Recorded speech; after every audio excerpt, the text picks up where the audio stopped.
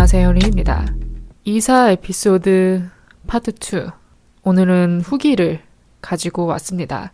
그냥 후기만 들려드리고 마치는 에피소드보다는 제가 이 이사 프로세스를 거치면서 겪었던 일들, 좀 더 디테일하게 말하자면 이사를 하면서 받게 된 여러 가지 서비스, 경험을 바탕으로 참 느끼는 게 많았어요. 그래서 그것들을 이번에 한번 직업의식이라는 키워드와 엮어서 한번 에피소드를 만들어 보고 싶었습니다.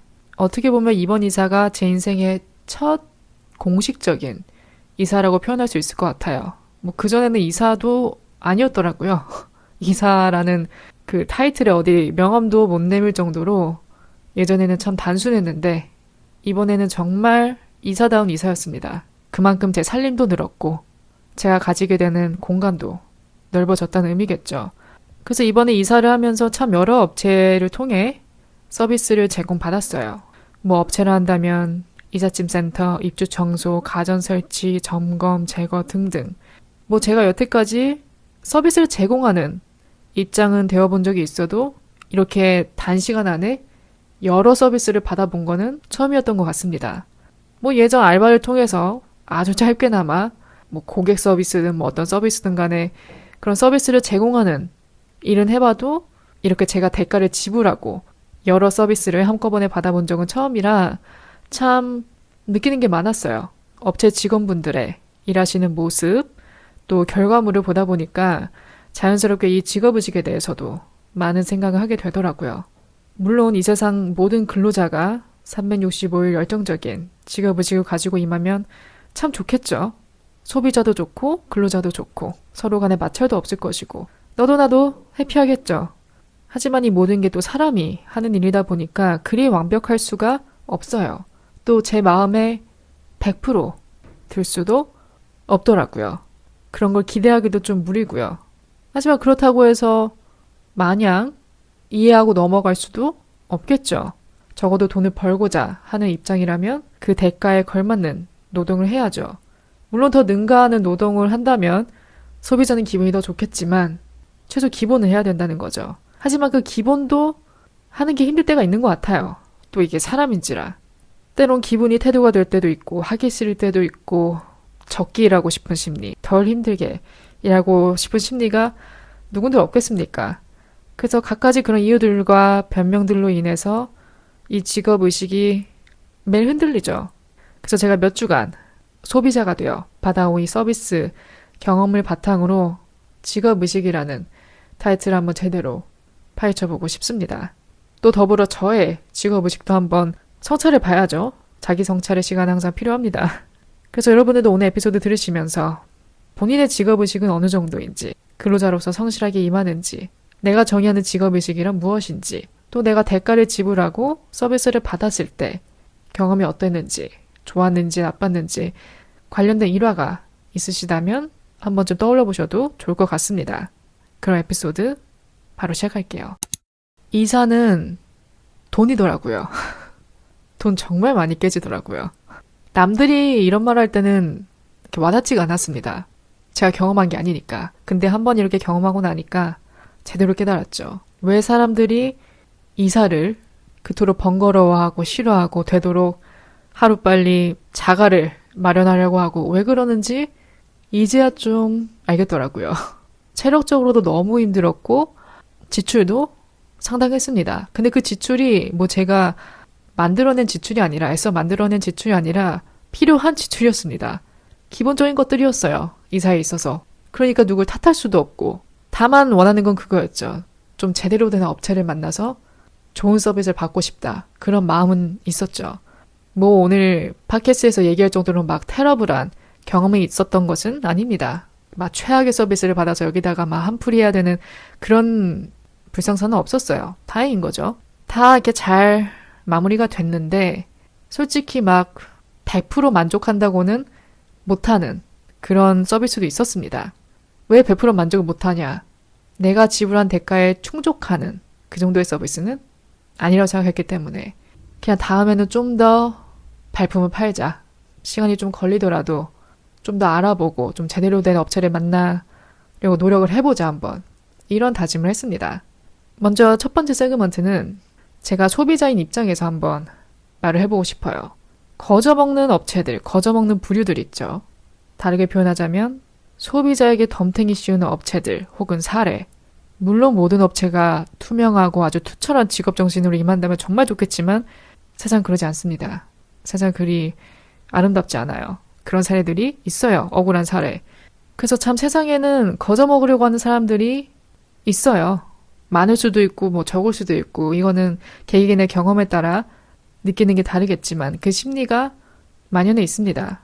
꼭 뭐 일반인뿐만 아니라 연예인, 예를 들어 뭐 가수가 콘서트를 한다.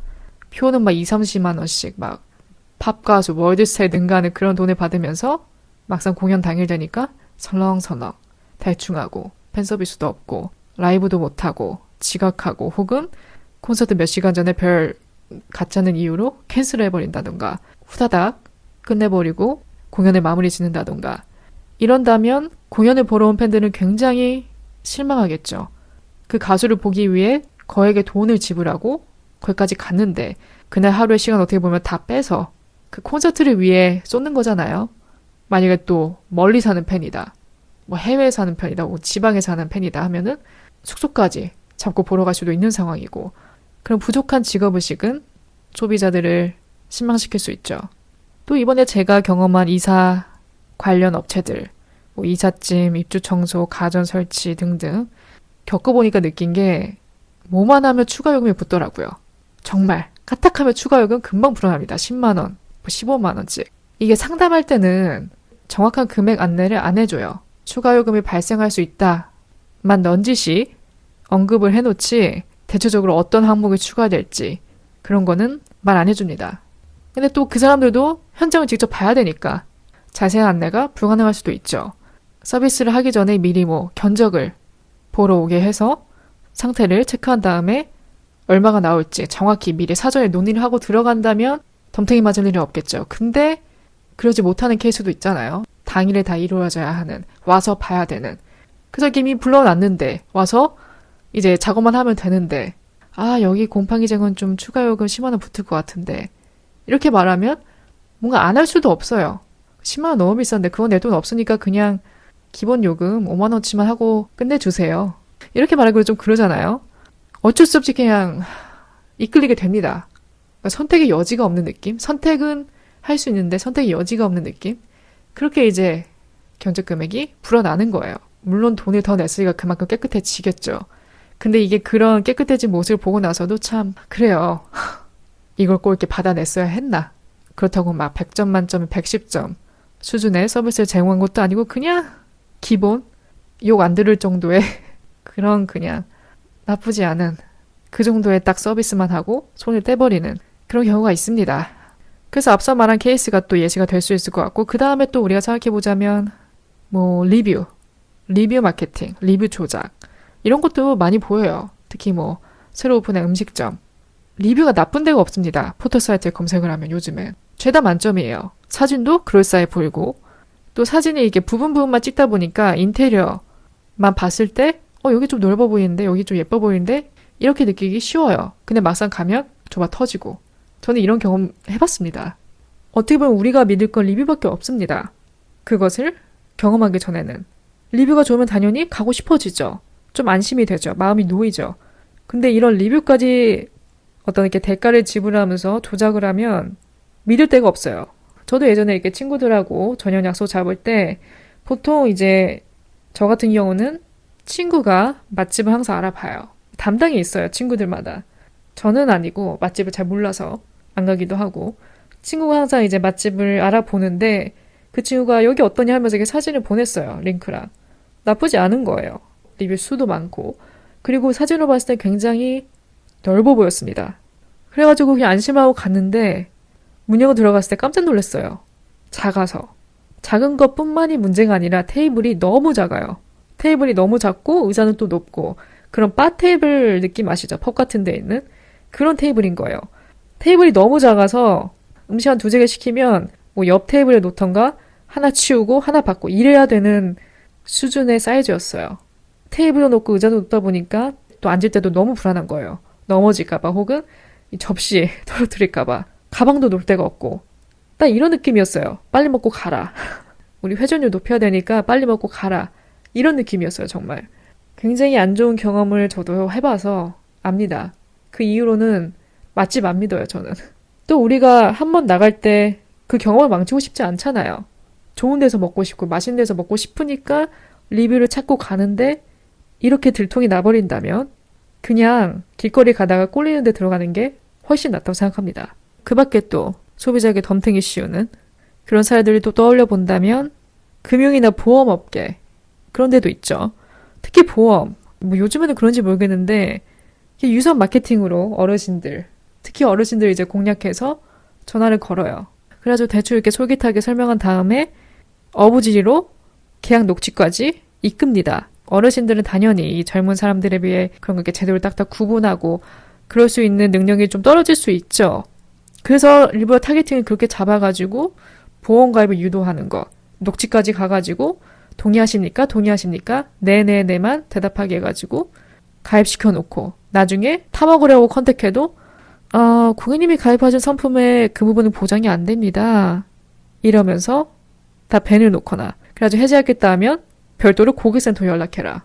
무조건 전화상 혹은 뭐 인터넷상으로만 가능하게 해놓는 거예요. 주변에 뭐 자녀 도움 없으면 못하도록 해지를. 사악하죠. 그 다음엔 또 먹튀장사, 질 낮은 제품 판매, 뭐 수제 제품, 100% 핸드메이드 라고 써놓고 실제로는 공장에서 대량 생산 혹은 뭐 유기농, 프리미엄, 친환경 붙여놓고 가격 뻥튀기 시키거나 요즘은 뭐 모든 게 구독하는 시대니까 구독 사기도 있죠. 뭐 첫 달 무료라고 해놓고 해지하는 방법을 굉장히 복잡하게 만들어놔서 모르는 사이에 막 돈을 빠져나가게 만든다던가. 특히 ARS 같은 거. 뭐 젊은 사람들이야 웬만한 건 다 핸드폰으로 해결을 하니까 ARS를 상대적으로 적게 이용한다 할지라도 어쨌든 ARS가 필요한 상황은 와요. 그리고 ARS를 굉장히 복잡하고 어렵게 만들어 놨습니다. 이거에 대한 밈도 있어요. 어떤 코미디 채널에서 이거를 이제 밈으로 해가지고 약간 이렇게 좀 재밌게 풍자한 그런 영상도 있었는데 질문이 참 많아요. ARS는. 질문이 너무 많습니다. 퀘스트 같아요. 퀘스트. 관문 하나씩 통과해야 상담원에게 연결되는. 특히 어르신들은 더욱더 이용하기 불편하시겠죠. 보기가 왜 이렇게 많습니까? 상담원 연결하는데 하루 종일 걸려요. 누르는 ARS는 1번, 말로 하는 ARS는 2번. 잘못 누르셨습니다. 입력 시간이 초과되었습니다. 이래가지고 몇 번 틀리면 다시 원점으로 돌아가고. 그러니까 이런 ARS 연결할 때 마음을 좀 놓고 해야 돼요. 한 대기곡이 한 50명 있다는 각오로 이렇게 좀 마음을 놓고 해야 스트레스를 덜 받습니다. 또 행정 절차에서도 그런 사례를 찾아볼 수 있겠죠. 온라인으로 해도 될 일을 굳이 뭐 오프라인으로 방문하게 만든다던가 이런저런 서류 떼오라고 여러 번 시킨다던가 특히 책임 전가, 본인 관할 아니다라는 말을 방패 삼아 해요. 정말 그럴 수 있죠. 정말 본인 관할이 아니니까 이게 넘길 수 있는데 이 받는 사람 입장에서는 떠넘기는 느낌? 내가 하기 싫으니까 대충 안내, 자세하게 안내 안 하고 빨리 한 명 한 명씩 대충 처리하고 보내고 자세한 건 담당 부서를 통해서 안내 받아라. 그놈의 담당 부서. 그래서 우리가 소비자 입장에서 이런 좀 불만족스러운 상황을 피하려면 확실히 해두면 좋을 사항들이 있겠죠. 물론 경험이 최고긴 합니다. 한번 다 하고 나면 깨닫잖아요, 사람이. 다시 이렇게 하면 안 된다라는 것을. 물론 경험 없이 바로 터득할 수 있으면 좋으련만. 그래서 우리가 소비자로서 확실히 해두면 좋을 부분들은 그거예요. 뭐 앞서 언급한 그런 서비스를 받는 업체를 통해야 될 일이 있다 하면 견적을 확실히 받아둬야 합니다. 계약하기 전에. 추가 요금이 발생할 수 있는 모든 경우를 자세히 알아야 돼요. 알려달라 해야 돼요. 그래서 대충 얼마가 나올지 계산을 해야 됩니다. 막연하게 추가 요금이 발생할 수도 있습니다. 네, 알겠어요. 이러고 넘기면 나중에 덤텅이 맞아요. 어차피 상담은 다 이제 녹취가 남잖아요. 그래서 일단은 구두상으로도 우리가 우리의 권리 그런 것들을 좀 보호받으려면 말을 확실히 해둬야 됩니다. 미리 후기를 검색하는 것도 도움이 되겠죠. 뭐 요즘은 앞서 말씀드렸듯이 후기도 조작하는 시대이긴 한데 인터넷을 좀 깊게 파봐야죠. 혹시 좀 확실히 안 선다 하면은 제대로 운영되는 곳인지 다른 피해 사례가 있지는 않은지 커뮤니티도 좀 여러 곳을 돌면서 리뷰를 확인해보고 꼭 별 5개짜리 리뷰만 보는 게 아니라 별 1개짜리 리뷰도 봐야 돼요. 전 항상 그렇게 합니다. 리뷰도 뭐 별점 높은 순이 아니라 최신 순위로 해가지고 안 좋은 후기부터 찾아봅니다. 또 요즘은 리뷰에 이제 캐시백 이벤트 같은 거 걸어요. 그럼 사람이 당연히 캐시백 받고 싶으니까, 현금으로 받고 싶으니까 뭐 울며 겨자 먹기로 별 5개를 남기는 경우도 있습니다. 그러니까 좀 진실된 후기를 보고 싶으면 안 좋은 후기도 봐야 되는 거죠. 그 다음에 또 만약에 추가요금을 부당하게 받았다면, 뭐 신고가 불가피하다면 소비자센터에 신고하는 것도 방법이 될 수도 있고, 업체에 클레임을 걸 수도 있는 것이고, 인터넷에 솔직한 후기를 남기는 것도 도움이 되겠죠. 또 다른 사람들을 위해서. 그 다음은 오늘의 키워드, 직업의식으로 제대로 넘어와 볼게요. 뭐 사람을 대하는 직업을 가져본 분들이라면 한 번이라도 이런 경험 있으실 거예요. 기분이 태도가 되는 날. 그냥 내 개인적인 뭐 일이나 뭐 무드 체인지로 기분이 그냥 안 좋아요, 오늘은. 그런 날에 일하기 더 싫죠. 그런 상황에서 뭐 내가 사람을 대해야 한다. 그 사람 내가 누군지도 모르니까 내가 무슨 일을 겪고 있는지, 무슨 감정을 느끼고 있는지 알 필요가 없죠. 알릴 이유도 없고. 어쨌든 일은 해야 되니까 프로페셔널하게 임해야 돼요. 그런 일이 있든 없든 겉으로는 뭐 웃어야 합니다. 그러니까 친절하게 해야 돼요. 기본은 해야 되는 거죠. 근데 그게 기분이 안 좋은 날은 이상적이지 않은 태도들이 겉으로 나오게 되는 날이 있어요. 아무 잘못 없는 타인한테 괜히 좀 살살맞게 군다던가, 뭐 무표정으로 대한다던가, 건성건성한다던가, 그런 서비스를 받는 사람도 기분이 안 좋을 거고 또 본인도 안 좋습니다. 그냥 이렇게 대하는 내 자신이 싫어요. 오늘 왜 이러지? 진짜 싫다. 빨리 하루 끝내고 싶다. 이런 생각 들어요. 그래서 누구도 이렇게 외면할 수가 없는 상황입니다. 참 어려워요. 기분이 태도가 되지 않게 하는 것이. 정말 어렵습니다. 근데 컨트롤 해야 되는 거죠. 또 우리가 근속 일수에 따라서도 이 일에 임하는 태도가 달라집니다. 우리가 신입일 때 다르고 3년 차일 때 다르고 5년 차일 때 달라지잖아요. 이것도 관련된 밈이 많습니다. 저도 많이 봤어요. 유튜브나 그런 데서. 신입 때는 넵충이죠. 넵충. 채팅 오면 일말의 지체도 없이 바로 답장하고 넵, 알겠습니다. 그냥 네라고 하면 쌀쌀 맞아 보일까봐 넵, 냉, 네 등 갖가지를 섞어 쓰기도 하고, 언제든지 누가 내 이름 부르면 벌떡 일어나서 달려가고, 특히 완전 생신입일 때는 수첩도 들고 다니죠. 우리 팬이랑 인수인계 받을 때. 그래가지고 네 알겠습니다. 네 그럴게요. 뭐든지 이게 다 받아 적습니다. 안 까먹으려고. 실수하지 않으려고. 그러다가 이제 인수인계가 끝나고 나 혼자 이제 그 자리에 앉아있을 때 밥만 걸터앉게 되죠. 그 의자에 앉는 자세도 달라집니다. 신입 때랑 짬이 좀 찼을 때랑. 신입 때는 등에 푹 기대고 있기 좀 그래요. 그러니까 좌불안석입니다. 뭔가 누구 와도 이렇게 벌떡벌떡 일어나게 되고 인사하게 되고, 뭐 누가 점심 같이 먹자 하면 당연히 좋다 해야죠. 좋아요. 메뉴 선정도 뭐 먹고 싶은 게 있다 하더라도 대부분 그 사준 사람 따라가죠. 그러다가 1년, 2년 연차가 쌓이게 되면 슬슬 느슨해집니다. 슬슬 이제 커피 마시러 출근한다는 생각이 들기 시작해요. 짬이 차면은. 등받이에 등 기대는 게 그렇게 편할 수가 없고요. 그러면서 이제 목표도 존버 혹은 퇴사. 나를 버티게 하는 건 오직 연차. 그렇게 됩니다. 그럼 오늘의 주제. 적게 일하고 많이 벌고 싶어하는 심리. 이건 인간의 본능적인 욕구입니다. 최소한의 노력으로 최대한의 보상을 얻으려고 하는 것은 당연한 생존 전략이죠. 문제는 이 심리가 극대화되면서 어떻게 하면 효율적으로 일할까 보다는 어떻게 하면 일하지 않고도 돈을 벌까 라는 방향으로 변질될 때입니다. 이런 생각 안 해본 사람은 한 명도 없을 것 같아요. 일하지 않고 돈 버는 거 상상만 해도 짜릿하죠. 자본주의를 언급 안 할 수가 없을 것 같아요. 특히 자본주의는 생산성을 극대화하고 경쟁을 부추기면서도 동시에 최소한의 노동으로 최대한의 이익을 창출하는 그런 구조를 강화시킵니다. 또 시대가 발전하면서 AI, 자동화, 플랫폼 경제 등이 발전하면서 직접적인 노력, 고도의 체력 수준을 요하는 그런 노동 없이도 돈을 벌 수 있는 길이 정말 많아졌어요. 그러다 보니까 이제 그런 노동 자체에 대한 가치가 점점 약해지는 경향이 있죠. 노동이 단순히 생계를 위한 도구가 되어가고 있는 것 같습니다. 또 이런 심리가 왜 나타나나 생각을 해보면 우리 이 사회가, 현대사회가 단순한 노력만으로 성공하기 굉장히 어려운 구조가 되었습니다.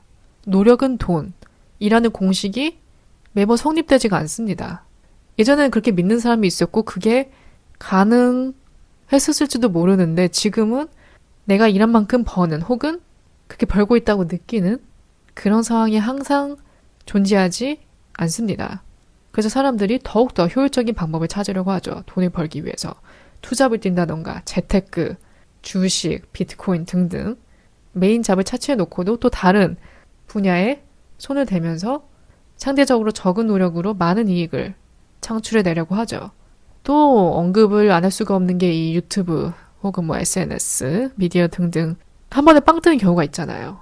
단기적인 성공 사례를 우리는 목격을 하죠. 꼭 단기가 아니더라도 꾸준히 영상을 올리다가 어느 순간 바이럴을 한번 잘 타가지고 빵 터지는 그런 채널.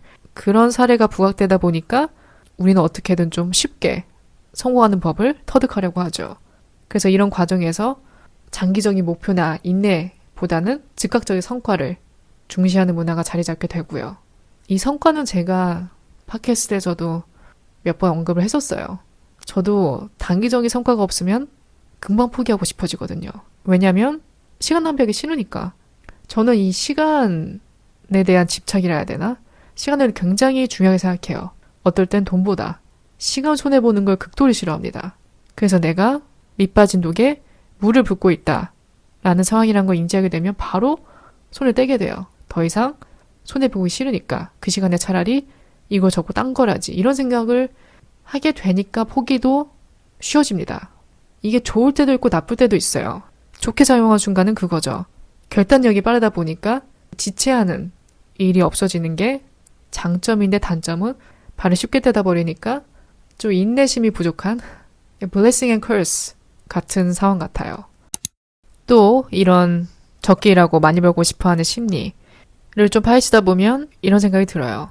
왜 이렇게 정의로움과 열정으로 일에 임하는 사람이 점점 없어지고 있는 것 같은 기분이 들까? 과거에는 일 자체가 개인의 정체성과 연결되는 경우가 많았습니다. 하지만 요즘은 사람들이 일은 단지 생계를 위한 수단이다 라고 생각하면서 현실적인 이익을 더 중요시하게 되죠. 열정보다는. 또 조직 내에서 열심히 일한다고 누가 알아주는 것도 아니고 반드시 인정받거나 보상받는 구조가 아니라는 그런 깨달음, 경험이 쌓이면서 사람들이 냉소적인 태도를 가지게 되죠. 당연한 현상이죠. 내가 열심히 일했는데 그만큼 돌아오는 게 없다면 김 빠지죠. 내가 뭘 위해 일하나. 결국은 나만 손해네? 이런 생각에 이럴 바에는 차라리 나도 남들처럼 기본만 해야겠다. 혹은 욕 안 먹을 정도만 해야겠다. 어차피 나는 내 월급만 받으면 되니까. 어차피 이게 다 먹고 살자고 하는 일인데, 일 자체가 먹고 살자고 하는 일인데, 이 생계수단을 매일매일 생각하는 것 같아요. 특히 내가 하고 싶어 하는 일이 아닌데 하고 있다면 더더욱 그렇게 생각할 수밖에 없죠. 그냥 이거는 내 월급을 위한 거다. 내가 일단 먹고는 살아야 되니까, 집세는 내야 되니까, 이 일은 단지 월급을 받기 위한 수단에 지나지 않는다. 그런 생각에 최대한 좀 기본만 하려는 능동적으로 나서서 엑스트라로 하기보다는 그냥 주어진 것만 욕 안 먹을 정도로 하고 스위치 오프하는 거예요. 그래서 결론은 앞서 언급한 이 모든 요소들이 맞물리면서 직업에 대한 의식이 변화하고 있죠. 덜 힘들게 돈을 버는 방법 혹은 쉽게 돈을 버는 방법에 대한 관심이 증가하고 있고, 두 번째는 이 자본주의 시스템이 노동보다는 자본을 통한 부의 창출을 강조하고 있고, 세 번째는 쉬운 길을 찾으려는 심리가 강화되면서 좀 단기적인 성과, 단기적인 성공만 추구하게 됩니다. 그리고 무엇보다 직업을 단순히 생계의 수단으로만 인식하게 되는 현상이 생기면서 일에 대한 열정이 사라지게 되죠. 열정적으로 일할 이유가 점점 사라지게 되는 느낌. 여러분들의 직업의식은 어떠신가요? 저도 제 직업의식에 100% 만족하지는 않습니다. 상대적으로 덜 힘들게 일하고 많이 벌고 싶죠. 또 어느 순간에건 365일 프로페셔널하게 열정적으로 임하고 싶어도 그렇게 임하려고 해도 그러지 못하는 날도 있고, 어떤 날은 귀찮아서, 어떤 날은 이런 일로, 어떤 날은 뭐 현타가 와서 참 갖가지 감정이나 사건들로 인해 흔들려요. 하루하루 이렇게 배틀하면서 살아가는 것 같습니다. 또 이게 내가 받는 입장에서 남의 직업의식을 평가하는 건 상대적으로 쉬워요. 근데 또 내가 내 자신을 성찰하는 건 그렇게 쉽지 않습니다. 내 자신에게 이렇게 쓴소리하는 것도 쉽지 않고요. 참 사람이 그렇죠. 하지만 오늘 에피소드 얘기하면서 많은 것을 좀 돌이켜보게 되었어요. 오늘 주제에 대해서 뭐 어떠한 명쾌한 해답이 있는 건 아닙니다. 그래도 우리가 기본적으로 지켜야 할 것들은 성실함과 정직함이겠죠. 이 두 가지는 항상 동반되어야 되는 것 같습니다. 아무쪼록 오늘 주제가 여러분들에게 이런저런 생각할 거리를 많이 던져주는 주제가 되었으면 좋겠고요. 저의 팟캐스트 들으시면서 원하는 주제, 듣고 싶은 주제가 있으시면 팟캐스트 DM으로 보내주셔도 좋고 리뷰에 남겨주셔도 좋아요. 스포티파이 댓글도 있고요. 저는 항상 팟캐스트 주제를 매주 제 임의로 정하는데 그래도 가끔은 여러분들의 의견을 듣고 싶어요. 혹시 뭐 제가 다뤘으면 하는 주제가 있다면 편하게 남겨주세요. 제가 또 열심히 에피소드를 한번 만들어 보겠습니다. 오늘 주제가 마음에 들으셨다면 별 5개와 좋은 리뷰나 댓글 남겨주시고요. 또 저의 에피소드는 유튜브 쇼츠나 인스타 릴스로도 즐기실 수 있습니다. 제가 매주 업로드 하니까 참고해 주시고요. 남은 하루 잘 보내시고 저도 다음 에피소드로 찾아뵙겠습니다.